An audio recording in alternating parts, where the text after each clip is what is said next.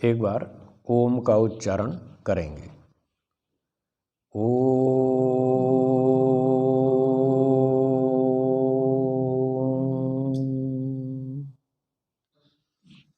उपस्थित सज्जनों, माताओं और बहनों, अब हम व्यवहार भानु पुस्तक का अध्ययन करेंगे। छोटी सी पुस्तक है, महर्षि दयानंद सरस्वती जी की लिखी हुई है। इस पुस्तक में उन्होंने बताया कि हमें व्यवहार कैसा करना चाहिए। उनका सिद्धांत है कि व्यक्ति पढ़ाई भले ही कम करे, लेकिन उसका आचरण व्यवहार वो ठीक होना चाहिए। पढ़ाई का भी मूल्य है, पढ़ाई का विरोध नहीं है, पढ़ाई भी करनी चाहिए, परंतु पढ़ाई से अधिक मूल्य आचरण का है, व्यवहार का अधिक मूल्य है। एक व्यक्ति अनपढ़ है, उसको ज़्यादा शास्त्रों का पता नहीं, और वो गुस्सा करता है, झगड़ा करता है, ऐसे गलतियां करता रहता है।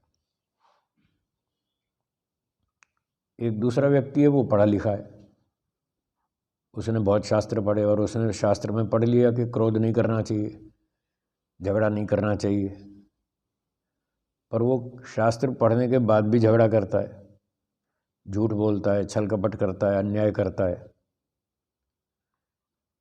तो वो अनपढ़ व्यक्ति भी यही काम करता है और पढ़ा लिखा भी यही करता है। तो बताइए, पढ़ने लिखने से क्या लाभ हुआ? कुछ नहीं।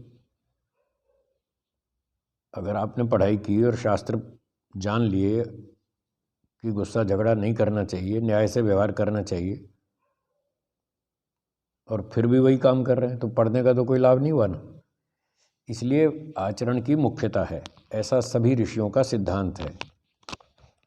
महर्षि मनु जी भी यही कहते हैं, आचारः परमो धर्म, कि जो आचरण है वो सबसे ऊंचा धर्म है।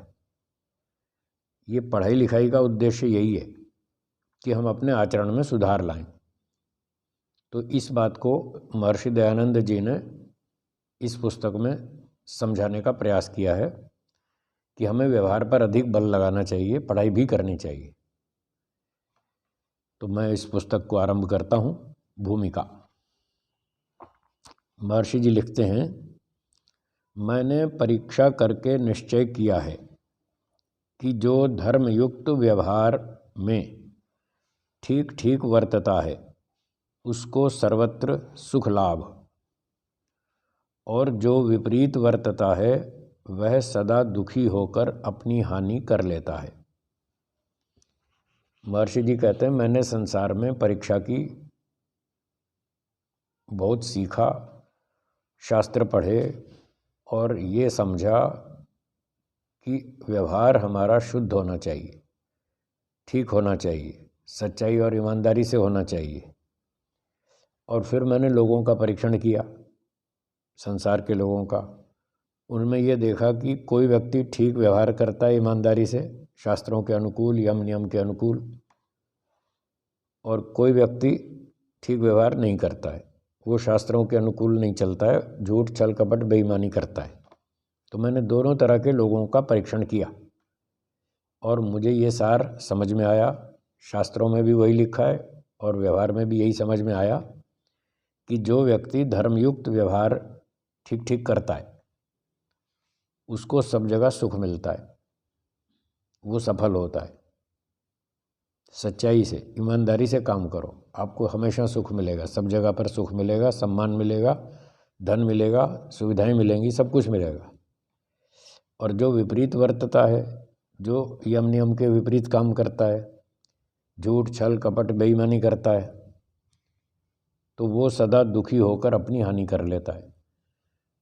ऐसे बहुत लोग हैं संसार में जो इस तरह से उल्टे काम करते हैं, झूठ छल कपट का प्रयोग करते हैं,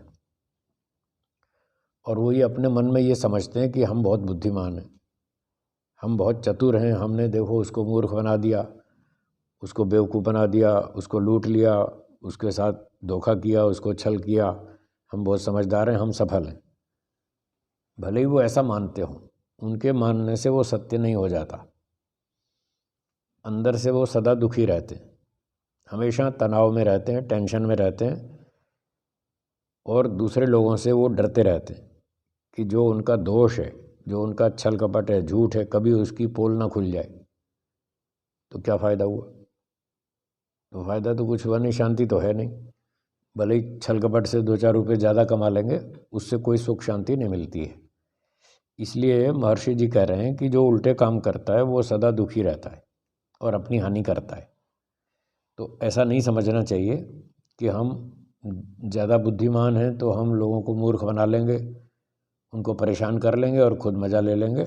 ऐसा नहीं समझना चाहिए, ऐसा मानना भूल है, गलत है। आगे कहते हैं, देखिए, जब कोई सभ्य मनुष्य विद्वानों की सभा में व किसी के पास जाकर अपनी योग्यता के अनुसार नम्रतापूर्वक नमस्ते आदि करके बैठकर दूसरे की बात ध्यान दे सुन, उसका सिद्धांत जान, निरभिमानी होकर, ठीक है, व्यवहार करता है। ये 3 शब्द मैं अपनी ओर से जोड़ रहा हूँ वाक्य को थोड़ा सरल बनाने के लिए। निरभिमानी होकर व्यवहार करता है तो उसका सब लोग सत्कार करते हैं, सम्मान करते हैं, जो इस तरह से व्यवहार करता है। तो क्या क्या करता है? कोई मनुष्य सभ्य है, पढ़ा लिखा है, बुद्धिमान है, धार्मिक है। सभ्य शब्द में ये सारे गुण आ जाते हैं। पढ़ा लिखा भी हो, समझदार हो और यम नियम का पालन करता हो, वो सभ्य व्यक्ति है, शिक्षित है, एजुकेटेड है। ऐसा व्यक्ति किसी सभा में जाता है अथवा किसी व्यक्ति से परिवार में मिलने जाता है व्यक्तिगत, तो वो व्यक्ति जाकर के नम्रतापूर्वक उनको नमस्ते करता है। चाहे एक व्यक्ति से मिले, चाहे सभा में मिले, सबसे जाकर नम्रता से ऐसे नमस्ते करता है और वो अपने स्थान पर ठीक से बैठ जाता है जहाँ उसकी जितनी योग्यता है। जिसकी जितनी योग्यता हो, अपने योग्यता के अनुसार स्थान पर बैठना चाहिए। कोई बहुत ऊंचा व्यक्ति है तो ठीक है, उसको वीआईपी लाइन में स्थान मिल जाएगा, और जो आयोजक हैं वो स्वयं बुला लेंगे, आइए आइए आप यहाँ बैठिए, जिन्होंने उसको निमंत्रण दिया है सभा में, तो उसको अपने ठीक स्थान पर बिठा देंगे। कई बार ऐसा होता है कि व्यक्ति तो अच्छा है, वीआईपी है, विशेष व्यक्ति है, योग्य है, प्रतिष्ठित है, समाज में विद्वान भी है, और आयोजक लोगों ने उसको बुलाया भी है निमंत्रण देकर, और वो कहते हैं आइए आप यहाँ बैठिए, और वो वहाँ नाटक करता है, नहीं नहीं नहीं नहीं, मैं वहाँ नहीं बैठूंगा, मैं तो यहीं ठीक हूँ। ये नाटक करना गलत है, ऐसे नाटक नहीं करना चाहिए। वो ये दिखाना चाहता है कि मैं नम्र व्यक्ति हूँ, मैं ऊंचे आसन पर नहीं बैठूंगा, मैं तो नीचे ही बैठूंगा। तो ये ड्रामा है केवल। बहुत से लोग ऐसा ड्रामा करते हैं, वो ठीक नहीं है। जब आपकी योग्यता है, प्रतिष्ठा है, सम्मान है, बुद्धिमत्ता है और बहुत सारे गुण हैं, तो गुणों का ही तो सम्मान होता है, और किसका होता है? संस्कृत भाषा में एक कहावत है, गुणाः पूजा स्थानम। जो गुण होते हैं वो सम्मान का स्थान है। सम्मान जो होता है वो गुणों का होता है, व्यक्ति का नहीं। व्यक्ति तो सारे एक जैसे, हाड़ मांस के, सभी का शरीर पंचमहाभूत का बना है, आत्माएं भी सारी एक जैसी हैं। फिर अंतर क्या है? गुणों का अंतर है। जिस व्यक्ति में गुण अधिक हैं, अच्छे गुण हैं, मूल्यवान गुण हैं, उसका सम्मान कर दिया जाता है। जिसमें उतने गुण नहीं हैं, उसका उतना सम्मान नहीं मिलता है। तो सम्मान का कारण तो गुण हुआ, व्यक्ति थोड़ी है। अब अगर किसी व्यक्ति में बहुत सारे गुण हैं और समाज के लोग उसको सम्मान दे रहे हैं, आओ आप यहाँ बैठिए, तो उसको स्वीकार करना चाहिए। ये नाटक नहीं करना चाहिए, नहीं नहीं मैं तो वहाँ ठीक हूँ, ये गलत है। अच्छा, कई बार लोग उनको फूलहार पहनाते हैं सम्मान की दृष्टि से, तो कहते नहीं नहीं नहीं नहीं मैं नहीं पहनता। ये सब ड्रामा है। भाई क्यों नहीं पहनते? आपकी योग्यता है, आपने किसी से छीना थोड़ी है।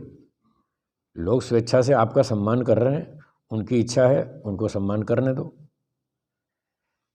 तो वो ऐसे कोई फ्री में सम्मान नहीं कर रहे, वो गुणों का सम्मान कर रहे हैं। अब संयोग से जिस व्यक्ति में गुण है तो उसका सम्मान भी हो रहा है साथ साथ। तो वो जो सम्मान है वो वास्तव में गुणों का सम्मान है। व्यक्ति का सम्मान तो गौण है, मुख्य तो गुणों का है।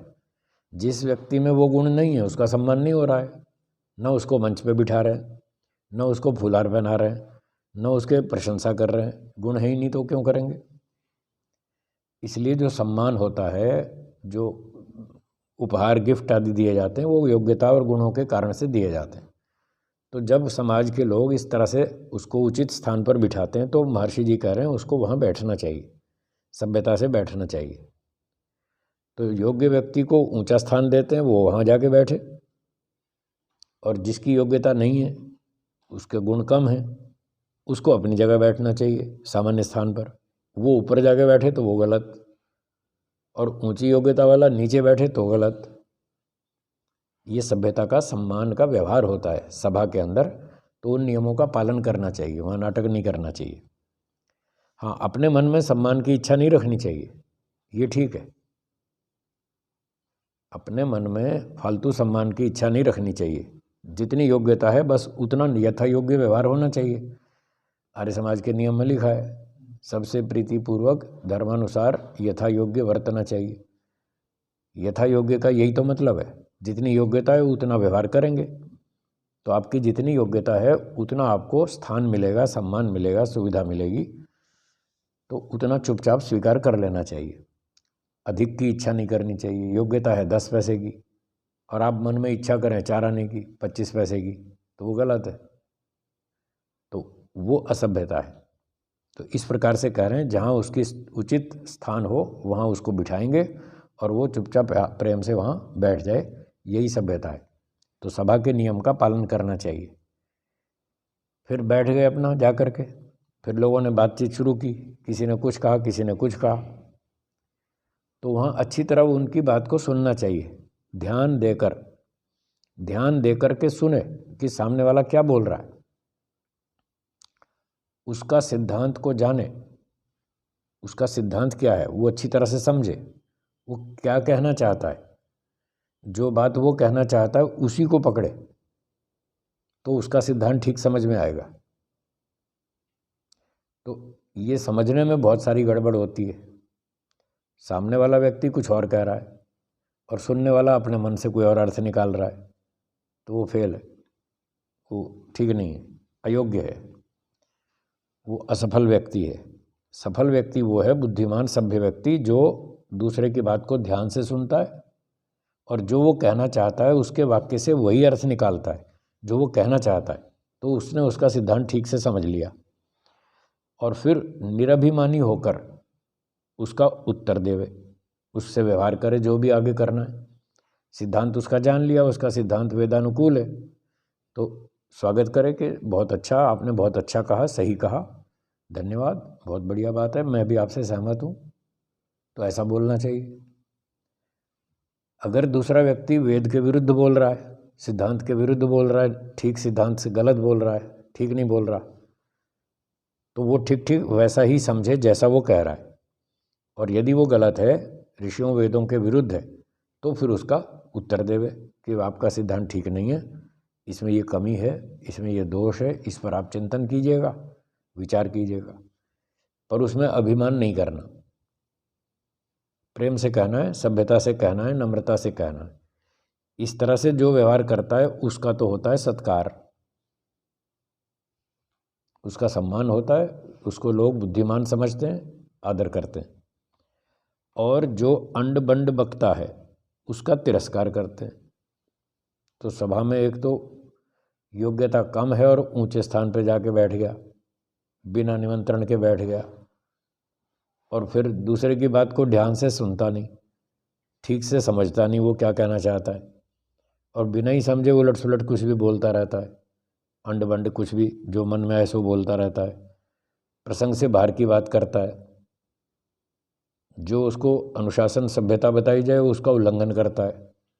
तो ऐसा जो व्यक्ति उलट सुलट व्यवहार करता है उसको फिर लोग तिरस्कार करते हैं, उसका अपमान करते हैं, उसको डांट लगाते हैं, उसको सभा से निकाल देते हैं। तो ये व्यवहार इस तरह से होता है संसार में। तो महर्षि जी कह रहे हैं कि ऐसा नहीं करना चाहिए कि लोग आपको खराब समझें, मूर्ख समझें, दुष्ट समझें, अनुशासनहीन समझें। ऐसा नहीं करना चाहिए, ठीक व्यवहार करना चाहिए। जो ठीक व्यवहार करता है वो सुखी होता है। अगला अनुच्छेद है, जब मनुष्य धार्मिक होता है तब उसका विश्वास और मान्य शत्रु भी करते हैं। जब मनुष्य धार्मिक होता है, धार्मिक मतलब वेदानुकूल आचरण वाला, धर्म एक ही धर्म है, वेद धर्म है और कोई धर्म नहीं, बाकी सब संप्रदाय हैं। तो यहाँ धार्मिक से तात्पर्य है जो वेदानुकूल आचरण, यम नियम का पालन करता है। जब वो इस तरह से सच्चाई से व्यवहार करता है, न्याय से व्यवहार करता है, झूठ छल कपट का प्रयोग नहीं करता, संयम से रहता है, मन इंद्रियों पर कंट्रोल रखता है, बड़े छोटे की सभ्यता से बात करता है, वो धार्मिक होता है। तो जब मनुष्य धार्मिक होता है तब उसका विश्वास और मान्य शत्रु भी करते हैं। तो ये बहुत बड़ा लाभ है। प्राय लोग जो एक दूसरे के दुश्मन होते हैं वो दूसरे पे भरोसा नहीं करते, उस पर विश्वास नहीं करते, सम्मान भी नहीं करते, शत्रुता के कारण, द्वेष के कारण। परंतु यदि व्यक्ति धार्मिक हो तो धर्म का आचरण का, सच्चाई ईमानदारी का इतना प्रभाव अधिक है कि उसके दुश्मन भी उसका सम्मान करते हैं और इतना प्रभाव पड़ता है दुश्मनों पर भी, उसका सम्मान भी करते हैं और उस पर विश्वास भी करते हैं। और जब अधर्मी होता है तब उसका विश्वास और मान्य मित्र भी नहीं करते। तो जब अधर्म का आचरण करता है, झूठ बोलता है, छल कपट करता है, तो फिर उसका विश्वास कोई नहीं करता, उसके घर के लोग भी नहीं करते और मित्र भी नहीं करते। कोई उसका ना विश्वास करता है ना कोई सम्मान करता है। आज देखो लोगों में एक दूसरे पर विश्वास नहीं है। आज पूरी दुनिया में ऐसा वातावरण बन गया है, कोई आदमी जल्दी से किसी पे विश्वास ही नहीं करता। कारण यही है कि वो लोग झूठ बोलते हैं, छल कपट करते हैं, अन्याय करते हैं, ईमानदारी से बात ही नहीं करते, हर जगह बात की तोड़ मरोड़ करते हैं, दूसरे को मूर्ख बनाते हैं और खुद को समझदार समझते हैं। तो इन सारी अधार्मिकताओं के कारण, धर्म विरुद्ध आचरण के कारण उनका विश्वास भी खत्म है, सम्मान भी खत्म है। ऊपर ऊपर से लोग खाली दिखावा करते हैं, आइए आइए, पधारिए पधारिए, आप बहुत अच्छे आदमी हैं, आपको देख के तो आनंद आ गया, आज बहुत दिनों बाद आपके दर्शन हुए। ये सब नाटकबाजी, सब ड्रामा है। अंदर तो वो जानता है कैसा नालायक झूठ बोलता है, बेईमान आदमी अंदर तो उसको गालियां देता रहता, ऊपर ऊपर से ऐसे बोलता, आइए आइए, स्वागत है, पधारिए। क्यों, मैं ठीक कह रहा हूँ ना? ऐसा ही है। तो उनका विश्वास नहीं है आज लोगों का, इसीलिए नहीं है कि वो झूठ छल कपट का प्रयोग करते हैं। इसलिए महर्षि जी कह रहे हैं झूठ छल कपट अन्याय अधर्म का आचरण नहीं करना चाहिए, बल्कि सत्य न्याय धर्म का आचरण करना चाहिए। उसी से लोग आपका विश्वास करेंगे और आपका सम्मान भी करेंगे, यहाँ तक कि आपके शत्रु भी आप पर विश्वास करेंगे। तो इस संदर्भ में एक कहानी मुझे महाभारत की याद आ रही है। वो जब द्रोणाचार्य जी खूब भयंकर युद्ध कर रहे थे, मारकाट चल रही थी, तो पांडवों की सेना में हलचल मच गई। भाई ये तो बहुत खतरनाक युद्ध लड़ रहे हैं, तो हमारे तो बहुत आदमी मर जाएंगे, तो इनको तो थोड़ा ब्रेक लगानी चाहिए। तो श्री कृष्ण जी के पास गए और उनसे पूछा कि महाराज जी बताओ क्या करें, ये तो द्रोणाचार्य तो बहुत खतरनाक मारकाट कर रहे हैं। तो उन्होंने प्लानिंग की। वो तो बड़े नीतिमान थे, राजा थे, क्षत्रिय थे, और राजा क्षत्रिय जो होता है उसको सारी नीति मालूम होती है, कहाँ क्या करना चाहिए। तो उन्होंने एक योजना बनाई कि कोई अगर इनके कान में ये डाल दे कि तुम्हारा बेटा जो है, द्रोणाचार्य का बेटा था अश्वत्थामा, कि अश्वत्थामा मारा गया, ये कोई सूचना इनके कान में डाल दे तो उनको बेटे की मौत का झटका लगेगा और वो बेचारे ढीले पड़ जाएंगे, तो इनको ब्रेक लगेगी, और तो कोई उपाय नहीं दिख रहा। तो फिर ऐसी योजना बनाकर कुछ लोगों ने कहना शुरू किया, द्रोणाचार्य के कान में बात पहुंच गई कि ये लोग कह रहे हैं कि अश्वत्थामा मारा गया। तो मारा गया तो उन्होंने सुन लिया, पर उन पे कोई असर नहीं हुआ इस बात का। तो लोगों ने कहा अश्वत्थामा मारा गया, क्या बात है, आपको कोई प्रभाव नहीं पड़ रहा? तो बोले तुम सब नालायकों, झूठ बोलते हो, मैं तुम पे भरोसा नहीं करता। हाँ, युधिष्ठिर को मैं सत्यवादी मानता हूँ, वो भी शत्रु था उनका, विरोधी पक्ष में था। अगर युधिष्ठिर कह दे कि अश्वत्थामा मारा गया तो मैं मान सकता हूँ। तो देखो शत्रु पर भी कितना विश्वास है, सत्यवादी होने पर शत्रु पर भी विश्वास है। ये इस स्वामी दयानंद जी इस बात को कहना चाहते हैं। आगे फिर लंबी कहानी है। उन्होंने फिर प्लानिंग की कि युधिष्ठिर के मुंह से बुलवाओ, हैं? तो युधिष्ठिर ने कहा भाई वो बेटा तो मारा नहीं गया, मैं कैसे कह दूं, मैं झूठ तो बोलता नहीं, मैं तो सच बोलता हूँ। तो फिर एक और चालाकी की। एक हाथी था, उसका नाम भी अश्वत्थामा था, तो उन्होंने हाथी को मार दिया और बोले अब तो देखो अश्वत्थामा मारा गया, तो अब तो तुम कह सकते हो, सच बोल रहे हो, हाँ अश्वत्थामा मारा गया। तो बोले ये तो हाथी मारा गया है, तो मनुष्य तो मारा नहीं गया, तो मैं फिर कैसे कहूँ, वो भी झूठ है। उन्होंने कहा बस तुम इतना कह दो अश्वत्थामा मारा गया, इतना कह दो, और आपको पूरी सच्चाई ईमानदारी से बोलनी हो तो आगे कह देना भाई वो आदमी था या हाथी था ये पता नहीं मुझे, हैं? या ये सच सच कह देना कि अश्वत्थामा मारा गया, वो हाथी था, इतना भी कह देना, कोई बात नहीं, बाकी हम देख लेंगे। तो श्री कृष्ण जी बड़े चतुर थे, युधिष्ठिर को तैयार करवा लिया। उसने भी कह दिया द्रोणाचार्य के पास सामने जा करके कि अश्वत्थामा मारा गया और वो हाथी था। अब ये जब बोला हाथी था, इतने में ढोल बजा दिए लोगों ने। वो सब चाल थी उनकी कि पीछे वाला वाक्य उनको सुनाई ना दे, बस आधा ही सुनाई दे कि अश्वत्थामा मारा गया, इतना सुन लिया। और बस इतने में उसने फिर ढोल बजवाने शुरू कर दिए, तो वो हाथी था ये नहीं सुन पाए द्रोणाचार्य। तो उन्होंने समझा कि युधिष्ठिर कह रहा है कि अश्वत्थामा मारा गया, तो हो सकता है मेरा बेटा मारा गया। फिर वो बेचारे ठंडे हो गए।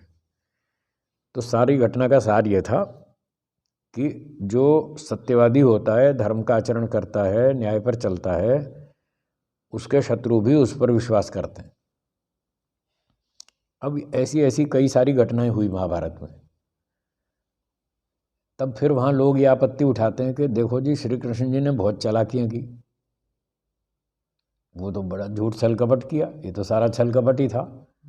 अश्वत्थामा मनुष्य तो मारा नहीं गया, अब मारा तो गया हाथी, और बुलवा दिया कि अश्वत्थामा मारा गया, तो चालाकी थी। तो क्या ये उचित है, ऐसा लोग पूछते हैं। तो इसका उत्तर है राजाओं के लिए उचित है, क्षत्रियों के लिए उचित है। ईश्वर ने राजा को वेद में छूट दे रखी है कि आपको धर्म की रक्षा के लिए, न्याय की रक्षा के लिए, सत्य की रक्षा के लिए, प्रजा की रक्षा के लिए आपको हम झूठ बोलने की छूट देते हैं।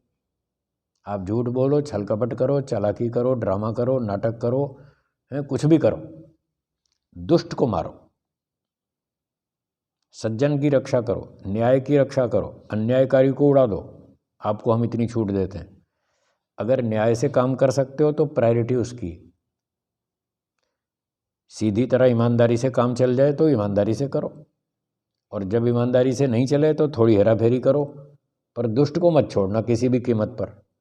इसलिए राजाओं को ये छूट दी, क्षत्रियों को। तो श्री कृष्ण जी वेदों के विद्वान थे, उन्होंने उस चीज़ का लाभ उठाया कि मैं राजा हूँ, मैं क्षत्रिय हूँ, और यहाँ युद्ध हो रहा है, और एक धर्म के पक्ष में है, एक पार्टी अधर्म के पक्ष में। तो शास्त्र में, वेद में लिखा है धर्म की विजय होनी चाहिए। तो धर्म की विजय, सत्य की विजय, न्याय की विजय करने के लिए इन दुष्टों को छल कपट से चाहे जैसे मरवाओ, और धर्म की, सत्य की, न्याय की रक्षा करो। इसलिए उन्होंने वेदानुकूल आचरण किया, कोई वेद विरुद्ध काम नहीं किया। अब लोग शास्त्र पढ़ते नहीं, वेदों का पता नहीं, इसलिए उल्टे सीधे आरोप लगाते हैं श्री कृष्ण जी पे, वो गलत है। उन्होंने जो किया ठीक किया। ये छूट केवल राजाओं को, क्षत्रियों को दी गई है, सब जनता को नहीं। अब चालाक लोग श्री कृष्ण जी का नाम लेके वो भी छल कपट शुरू कर देते हैं साहब कृष्ण जी करते थे तो हाँ हम क्या हैं, हम तो उनके फॉलोअर हैं, हम तो उनके अनुयायी हैं, जब वो करते थे तो हम भी करेंगे। अब वो ये भूल जाते हैं श्री कृष्ण जी तो राजा थे, आप राजा नहीं हैं, आप कोई चीफ मिनिस्टर नहीं हैं, आप कोई प्राइम मिनिस्टर नहीं हैं, वो तो राजा थे, वो क्षत्रिय थे, आप तो व्यापारी हैं, आपको अधिकार नहीं झूठ बोलने का। और राजा को भी जो छूट दी गई है वो भी दोष युक्त है, ये भी ध्यान रखना। ये नहीं कि राजा को पूरी छूट है, वो जो मर्जी करे और उसको कोई दंड नहीं मिलेगा या कोई नुकसान नहीं होगा। जितना जितना वो छल कपट आदि आदि करेगा उतना उस पर लोग संशय करेंगे, संशय तो होगा, उसको नुकसान तो उठाना पड़ेगा। पर फिर भी किसी की रुचि है, वो अपनी रुचि के अनुसार वो काम करना चाहता है, कर लो भाई। किसी की खेती में रुचि है, वो खेती करता है, किसी की व्यापार में रुचि है, वो व्यापार करता है, किसी की अध्यापन में रुचि है, वो अध्यापन करता है, किसी की पायलट बनने में रुचि है, वो पायलट बनता है। जैसी रुचि होती है व्यक्ति वैसा अपना व्यवसाय चुन लेता है, उसको पूरा अधिकार है। वो अपनी रुचि इच्छा योग्यता के अनुसार अपना व्यवसाय चुन ले और फिर जो उसके हानि लाभ होंगे वो उसको भोगने पड़ेंगे। तो हर आदमी स्वतंत्र अपनी रुचि के अनुसार इच्छा योग्यता के अनुसार वो काम करता है। तो जिसको राजा बनने की रुचि हो वो राजा बने, राजा बनकर उसको झूठ बोलने की छूट तो मिल जाएगी, पर वो स्वार्थ के लिए नहीं है, ये भी ध्यान रखना। राजा अपने व्यक्तिगत स्वार्थ के लिए झूठ बोले वो मना है, प्रजा की रक्षा के लिए उसको छूट दी गई है, देश की रक्षा के लिए छूट दी गई है। आज भी राजाओं के पास इस तरह की बहुत सारी कंपनियां होती हैं, बहुत सारे डिपार्टमेंट्स होते हैं, जैसे CBI है, CID है। ये क्या है, छल कपट ही तो है। ये छल कपट करते हैं सारे पुलिस वाले सरकार के, और वो अलग अलग डिपार्टमेंट बना रखे हैं। जब कहीं छापा मारना हो तो CBI वाले पहुंच जाते हैं, CID वाले पीछे पीछे घूमते रहते हैं और छुप करके वो चोरों का पता लगाते हैं, कौन चोर है, कौन डाकू है, कौन आतंकवादी है, कहाँ से घुस रहा है, कहाँ से उसको ब्रेक लगानी। तो ये सारा छल कपट का काम राजा के पास है और उसका जो भी उसका हानि लाभ है वो उसको भोगना पड़ता है। ये 100% शुद्ध नहीं है, ये सिद्धांत दिमाग में रखना। अगर आप 100% शुद्ध कार्य करना चाहते हैं तो आपको क्षत्रिय की सीट छोड़नी पड़ेगी, राजा की सीट छोड़नी पड़ेगी, फिर ब्राह्मण बनना पड़ेगा। ब्राह्मण 100% शुद्ध काम करता है, इसलिए ब्राह्मण को राजा से ऊंचा माना जाता है। उसका सम्मान, स्थान, योग्यता, विद्वत्ता वो सब इससे ऊंची मानी जाती है ब्राह्मण की क्षत्रिय से, इसीलिए क्योंकि वो सारा काम शुद्ध करता है। तो जिसको इस प्रकार की रुचि हो कि मुझे सारा काम शुद्ध करना है तो ब्राह्मण बने, जिसको इस प्रकार की रुचि हो कि मुझे तो राजा बनना है, दुष्टों को ठोकना है, फिर जो भी करना पड़े मैं करने को तैयार हूँ, तो ठीक है वो क्षत्रिय बने, अपनी अपनी रुचि के अनुसार अपना काम चुन लेवे। तो इस प्रकार से श्री कृष्ण जी पे कोई दोष नहीं आता। वो राजा थे, क्षत्रिय थे, उनको अधिकार था, आम आदमी को नहीं है, प्रजा को नहीं है।